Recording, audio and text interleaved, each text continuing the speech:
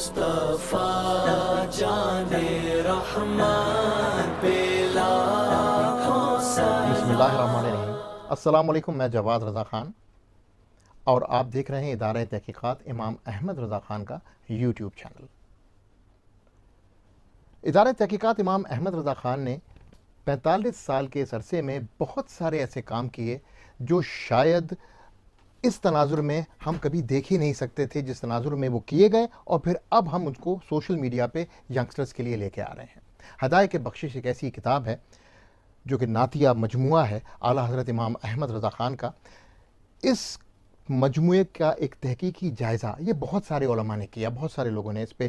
رقم تراز ہو چکے ہیں، لیکن کچھ ایسے علماء، کچھ ایسے حضرات ہیں جنہوں نے جو تحقیقی جائزہ کیا ہدایت بخشش کا، وہ اس کی نظیر اور کہیں نہیں ملتی۔ اس میں ایک سب سے جو اچھا جائزہ ہوا وہ ہوا حضرت شمس الحسن بریلوی صاحب کا۔ حضرت شمس الحسن بریلوی صاحب کا تعلق ادارہ تحقیقات امام احمد رضا خان سے بھی رہا، اور اس کے بارے میں پوری تفسیر اب علامہ فیصل عزیز بندگی صاحب سے لیں گے۔ اور تھوڑا سا سر تعارف دیجیے گا شمس الحسن بریلوی صاحب کا بھی، اور ساتھ اس کا جو جائزہ کیا تحقیقی جائزہ ہدایت بخشش کا، اس پہ آپ کیا فرمائیں گے؟ حضرت شمس الحسن شمس بریلوی، آپ کے نام سے ظاہر ہوتا ہے کہ بریلی شریف سے آپ کا تعلق تھا، اور یہ اعلیٰ حضرت سے بالکل ملا ہوا دور ہے، بلکہ اعلیٰ حضرت کا وصال ہوتا ہے اور اس کے ساتھ ہی حضرت شمس الحسن بریلوی اپنے بچپن کا اوائل عہد طفلی گزار رہے ہیں، اور مناظر الاسلام سے آپ نے پڑھا، پھر وہیں پڑھایا، اور فارسی کے استاد بھی رہے، اور نہ صرف استاد رہے بلکہ شعبہ فارسی کے صدر مدرس بھی۔ پھر جب پاکستان آئے، پاکستان آنے کے بعد ان کی خدمات ہمہ جہت ہیں، لیکن ایک نمایاں پہلو کہ ادارہ تحقیقات امام احمد رضا کا قیام جن اکابرین کی بدولت وجود میں آیا، جو اولین سرپرست تھے، ان میں حضرت شمس الحسن شمس بریلوی رحمۃ اللہ تعالیٰ علیہ کا ایک نمایاں نام شامل ہے۔ حضرت شمس الحسن شمس بریلوی علیہ الرحمہ نے ویسے تو بہت تراجم کے حوالے سے اور اپنی تحقیقات کے حوالے سے بہت لکھا، لیکن جو ہدایت بخشش کے حوالے سے آپ کا ایک تحقیقی جائزہ ہے، وہ تحقیقی جائزے میں بار بار انہیں دو چیزوں کا احساس رہا جس کا وہ خود ذکر کرتے رہے۔ ایک تو یہ احساس رہا، وہ کہتے ہیں کہ میں نے ہدایت بخشش کو عقیدت کی نظر سے نہیں پڑھا، اگر میں اس کو عقیدت کی نظر سے پڑھتا تو پھر صرف خوبیاں ہی نکالتا، میں نے اس کو ایک تنقیدی نظر سے پڑھا ہے، اور اس کو اس ایسی غیر جانبدارانہ نظر سے پڑھا جس میں عقیدت نہیں تھی، کیونکہ میں اس کا تحقیقی جائزہ لے رہا تھا۔ لیکن اس کا نتیجہ کیا نکلا، اب ان کے اپنے الفاظ میں آپ دیکھ لیں۔ وہ کہتے ہیں کہ میں نے حضرت رضا کی شاعری کا ہر ناؤ اور ہر ایک پہلو سے جائزہ لیا، میری فکر رسا نے ہر چند تنقص و تلاش میں کوئی کوتاہی نہیں برتی، میں کیا کروں اس وحید عصر اور یگانہ روزگار کی بے مثال نعتیہ شاعری میں با اعتبار زبان و بیان مجھے کہیں کوئی سقم نظر نہیں آیا، اور مجھے کہیں سے کہنے کا موقع نہیں ملا کہ فن شاعری کے اعتبار سے حضرت رضا کے کلام میں یہ سقم، یہ خامی موجود ہے۔ وہ کہتے ہیں میں نے اس کو عقیدت کی نظر سے نہیں دیکھا، لیکن میں کیا کروں، یہ میری بے مائگی ہے کہ باوجود تلاش بسیار کے مجھے کوئی جھول، کوئی کمی ان کی شاعری میں نظر نہیں آ سکی۔ پھر جب انہوں نے ہدایت بخشش کو تنقیدی نظر سے دیکھا تو اس کے بعد انہوں نے اپنے نتیجہ فکر کو قلم بند کیا۔ اس نتیجہ فکر کا نام ہے ان کی وہ کتاب ہدایت بخشش کا تحقیقی جائزہ، وہ نتیجہ فکر ہے۔ اس کو 11 حصوں میں 11 عنوانات انہوں نے اس کے رکھے۔ پہلا عنوان کہ حضرت رضا کے تبحر علمی کا اثر ان کی شاعری میں، یعنی جب شاعری ان کی پڑھیں تو ایک اعلیٰ حضرت کی علمی وجاہت کس طرح ان کی شاعری میں نظر آتی ہے، اس پہلو کو انہوں نے لیا۔ پھر ساتھ میں دوسرا پہلو لیتے ہیں کہ زبان کی لطافت اور پاکیزگی۔ علمی تبحر تو ہے، لیکن صرف علم کا ہونا کمال نہیں ہے، اس علم کو پہنچانے کے لیے جن الفاظ کا انتخاب کرنا ہے، یہ بھی ایک فن ہے کہ اس علم کو کیسے حسین الفاظ میں منتقل کرنا ہے۔ تو اس کا اہتمام اعلیٰ حضرت کے ہاں۔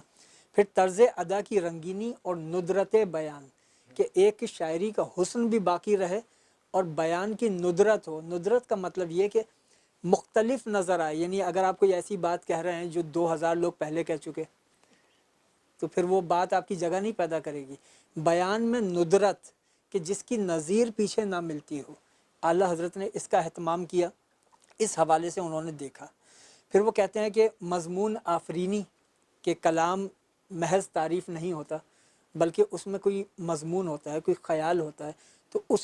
ان خیالات کو انہوں نے قلم بند کیا۔ شکوہ الفاظ اور بندشوں کی چستی، کہ الفاظ کا جاہ و حشم اور جو لفظی تراکیب ہیں وہ اس طریقے سے کہ دو الفاظ جب ملا کر کوئی ترکیب بنائی تو اس میں کوئی مہارت پوشیدہ ہو۔ اسی طریقے سے اعلیٰ حضرت کے بیان، علم بدی اور پھر کنایہ، مجاز، مرسل، کلام رضا میں ثنائے لفظی، کہ وہ شعری صنعتیں، اور یہ ایک بڑی دلچسپ بات ہے کہ اگر دیوان غالب کی تمام شعری صنعتوں کو جمع کیا جائے اور ہدایت بخشش کی تمام شعری صنعتوں کو جمع کیا جائے تو ہدایت بخشش میں جتنی شعری صنعتیں استعمال ہوئی ہیں وہ دیوان غالب سے زیادہ ہیں،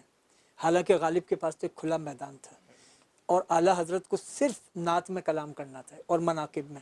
اس میں شعری صنعتوں کا استعمال زیادہ ہے۔ پھر حضرت شمس بریلوی کہتے ہیں کہ اس میں نے اعلیٰ حضرت کے کلام کی فصاحت اور بلاغت اس کو نمایاں پایا، اور اعلیٰ حضرت کی شاعری کے داخلی پہلو اور حضرت رضا کی اولیات، یعنی اعلیٰ حضرت کی شاعری کو ان پہلوؤں سے، ان زاویوں سے انہوں نے دیکھا ہے۔ پھر اس کے بعد بار بار اس بات کا اظہار بھی ہے کہ میں بہت کچھ لکھنا چاہتا ہوں لیکن مجھے یہ احساس ہے کہ میرے پاس صفحات کم ہیں، الفاظ زیادہ ہیں، میرے پاس بات زیادہ ہے اور کہنے کے لیے صفحات کم ہیں۔ پھر حضرت شمس بریلوی رحمۃ اللہ تعالیٰ علیہ اسی میں اپنی اعلیٰ حضرت کی جو کمال ہے شاعری کا وہ پیش کرتے ہیں، اس کے کچھ محاسن اور اس کے مختلف زاویے۔ مثال کے طور پر علم نجوم، اب وہ خود انہوں نے کہا ہے کہ علم نجوم کے حوالے سے بہت سارے اشعار پیش کیے جا سکتے تھے، لیکن انہوں نے یہاں ایک شعر پیش کیا کہ دنیا، مزار، حشر، جہاں ہیں، غفور ہیں، ہر منزل اپنے چاند کی منزل غفر کی ہے۔ اب یہاں علم نجوم ہے کہ ہر منزل اپنے چاند کی منزل غفر کی ہے، کہ چاند اور ستارے ان کے تعلق سے۔ اسی طریقے سے علم ہندسہ پر جب انہوں نے کلام کیا تو انتخاب کیا اعلیٰ حضرت کے قصیدہ معراجیہ سے، حالانکہ اس پر بہت سارے اشعار تھے لیکن انہوں نے اس میں صرف خلاصہ لیا ہے۔ تو وہ علم ہندسہ پر اعلیٰ حضرت کے دو اشعار لیتے ہیں قصیدہ معراجیہ سے: محیط و مرکز میں فرق مشکل رہے، نہ فاصلے خطوط واصل، کمان حیرت سے سر جھکائے، عجیب چکر میں دائرے تھے، کمان امکان کے جھوٹے نقطوں، تم اول آخر کے پھیر میں ہو، محیط کی چال سے تو پوچھو کدھر سے آئے تھے کدھر گئے تھے۔ اسی طریقے سے فلسفہ ہے: غایت و علت، سبب بحر جہاں تم ہو۔ اب یہ فلسفے کو انہوں نے عنوان بنایا شمس بریلوی علیہ الرحمہ نے، اور پھر اس شعر کا انتخاب کیا کہ اب اس میں فلسفہ کیسے بیان ہو رہا ہے۔ غایت و علت، سبب بحر جہاں تم ہو، کہ سبب، مقصد وہ آپ ہیں، تم سے بنا، تم بنا، تم پہ کروڑوں درود۔ اب یہ کتنا عجیب لفظ ہے، تم سے بنا، تم بنا۔ اب یہ بنا ہے بنیاد، کہ یہ جو جہان ہے یہ آپ سے بنا ہے اور آپ اس کی بنیاد ہیں۔ اب بنا کے ایک معنی تو ہوتے ہیں نہیں کے، لیکن یہاں بنا بمعنی بنیاد۔ اب صرف آراب سے، لفظ ایک ہی ہے، آراب تبدیل کیے، معنویت تبدیل ہو گئی۔ تم سے بنا، تم بنا، تم پہ کروڑوں درود۔ اس طریقے سے انہوں نے پھر منطق کہ تم سے خدا کا ظہور، اس سے تمہارا ظہور، کیونکہ منطق تو دلیل چاہتی ہے نا، اب دلیل آ رہی، تم سے خدا کا ظہور، اس سے تمہارا ظہور، لم ہے یہ وہ ان ہوا، تم پہ کروڑوں درود۔ اب یہ قرآنی مضمون ہے اور اس میں हज़रत शम्स बरेलवी मंतिक के साथ कि हुजूर से अल्लाह की ज़ात का ज़हूर होता है और अल्लाह की ज़ात से हुजूर का ज़हूर होता है। तो ये मुख्तलिफ़ ज़ावियों से उन्होंने हज़रत शम्स बरेलवी ने इसमें इंतखाब किया है और इसमें फिर उन्होंने वो अशार पेश किए जिसमें आयात को मौजू बनाया, जिनमें अहादीस को मौजू बनाया। अब जैसे मिसाल के तौर पे सूरह फ़ज्र वल फ़ज्र व लयालिन आशिर, कसम है फ़जर की और कसम है 10 ताक रातों की। अब आप ये देखें कि जब रात की बात होगी तो जहन में अंधेरे का एक ख़याल आएगा, फ़जर की बात होगी तो जहन में उजाला आएगा। अब फ़जर और लयालिन आशिर इसको इस्तिआरे आला हज़रत ने कैसे कायम किए? हज़रत शम्स बरेलवी ने यहाँ इस शेर का इंतखाब किया कि मिशगां की सफ़ें 4 हैं, आँख उसके ऊपर पलकें, तो एक आँख के ऊपर 2 पलकें आ गईं, दूसरी आँख पे 2 पलकें आ गईं, तो 4 सफ़ें हो गईं मिशगां की। मिशगां की सफ़ें 4 हैं, 2 अबरू हैं, वल फ़ज्र के पहलू में लयालिन आशिर, वल फ़ज्र चेहरा और उसके पहलू में लयालिन आशिर कि आपकी जो जुल्फ़ें हैं वो लयालिन आशिर हैं और ये जो भवें हैं, ये जो पलकें हैं, ये मिशगां की सफ़ें हैं। तो इस तरीके से लैलतुल क़द्र में मतलइल